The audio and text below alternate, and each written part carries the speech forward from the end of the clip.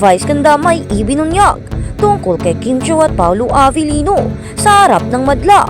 Kung bago ka lang sa channel na ito, huwag kalimutang mag-like, share, comment, and subscribe. Grabe ang ganap sa tawag ng tanghalan finals. Hindi napigilan ni Vice ganda na i-flex ang ganda ni Kim Chiu at tinawag pa itong asawa ni Paolo Avellino. Sa mundo ng showbiz sa Pilipinas, hindi maikakaila na ang bawat galaw at salita, mga sikat na personalidad ay agad na nagiging laman ng mga balita at usap-usapan, lalo na kung ito ay nagaganap sa isa sa pinaka-pinanunood na noontime show sa bansa, ang 8 Showtime. Kamakailan lamang muling pinatunayan ng unkabogable star na si Vice ganda ang kanyang pagiging #1 supporter ng tambalang Kim Pao, ang sikat na love team ni Kim Chiu at Paolo Avellino, sa pamamagitan ng isang viral moment na nagpakilig sa milyon-milyong manunood, ang eksena sa Grand Finals. Ang kaganapan ay nangyari sa gitna ng mainit na labanan sa tawag ng tanghalan Grand Finals, habang ang lahat ay nakatuon sa galing ng mga mang-aawit. Isang kapansin-pansing eksena ang umagaw ng atensyon ng madla. Ito ay walang iba kundi ang agaw-pansing kagandahan ng Chinita Princess na si Kim Chiu, nakasuot ng isang napakagandang asul na gown na bumagay sa kanyang kutis at hubog ng katawan. Si Kim Chiu ay tila isang diwata na bumaba sa entablado. Ang kanyang buhok ay mahaba at maayos na naka-style, habang ang kanyang makeup ay lalong nagpatingkad sa kanyang natural na ganda. Hindi ito pinalampas ni Vice ganda. Kilala sa kanyang pagiging prangka at mapagbiro, agad na pinuri ni Vice ang kanyang co-host.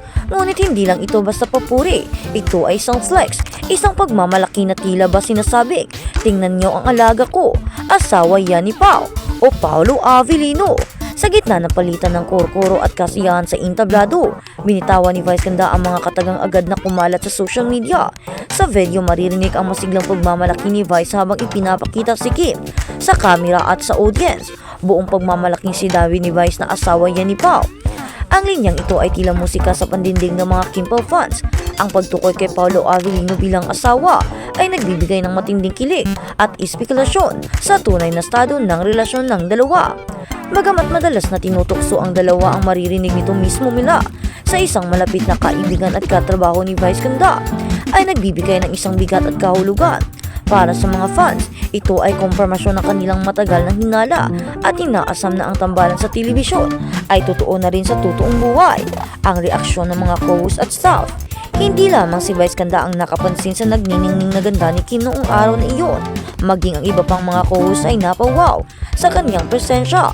Ayon sa mga ulat at komento, ang kagandahan ni Kim ay walang tapon, mula ulo hanggang paha lahat ay perpekto.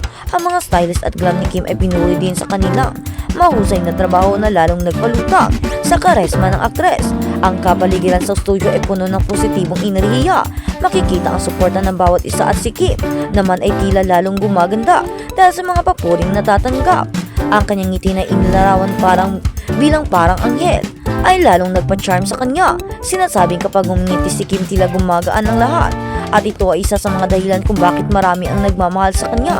Sampal sa mga bashers. Sa kabila ng tagumpay at kasikatan, hindi mawawala ang mga bashers o mga taong mapanghusga. Gayon pa man, ang moment na ito sa 8 Showtime ay tinaguri ang isang malaking sampal sa mga kritiko ni Kim Pao o ni Kim Chiu at Paolo Avellino. Ang pahayag ni Vice ganda ay hindi lamang basta magpapakilig. Ito ay paglalarawan din ng katotohanan na kahit anong ibato ng mga bashers kay Kim, nananatili siyang magniningning, matagumpay at minamahal. Ang suporta ang ipinapakita ni Vice ganda at ng buong 8 Showtime family ay nagpapatunay na matibay ang pundasyon ni Kim sa industriya. Ang mga negatibong komento ay tila hangin na lamang na dumadaan at hindi nakakatibag. Sa Chinita Princess, ang kanyang tagumpay, kagandahan at ang pagmamahal na natatanggap niya mula kay Paolo at sa mga fans ay sapat na resibo upang patahimikin ang mga nangungusig. Ang kilig ng Kim Pao fans. Siyempre, hindi magpapahuli ang mga abangers, ang tapat na taga-suporta ng Kim Pao. Agad na nag-trending ang mga topikong ito sa iba't ibang social media platforms. Ang mga comment section ay napuno ng puso at masasayang reaksyon.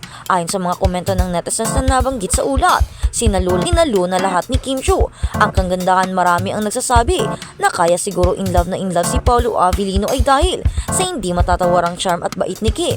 Ang kombinasyon ng kanyang palabas na anyo at ang kanyang masasayahing personalidad ay talagang nakaka-in love. Para sa mga fans, ang araw na iyon ay hindi lang tungkol sa kompetisyon sa pagkakanta. Ito ay araw ng pagdiriwang at ng pag-ibig at ganda. Ang bawat ngiti at tingin ni Kim ay binibigyan ng kahulugan at ang bawat tukso ni Vice ay tinatanggap bilang katotohanan.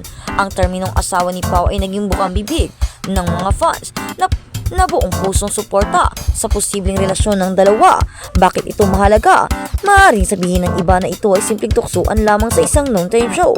Ngunit sa mas malalim na pagsusuri, ipinapakita nito ang halaga ng pagkakaibigan at suporta sa loob ng industriya ng showbiz. Si Vice Ganda bilang isa sa mga pinakama-impluensyang tao sa telebisyon ay ginagamit ang kanyang plataforma upang iangat ang kanyang mga kaibigan at ang kanyang pag-flex kay Kim ay nagpapakita ng pagpapahalaga at pagmamalaki.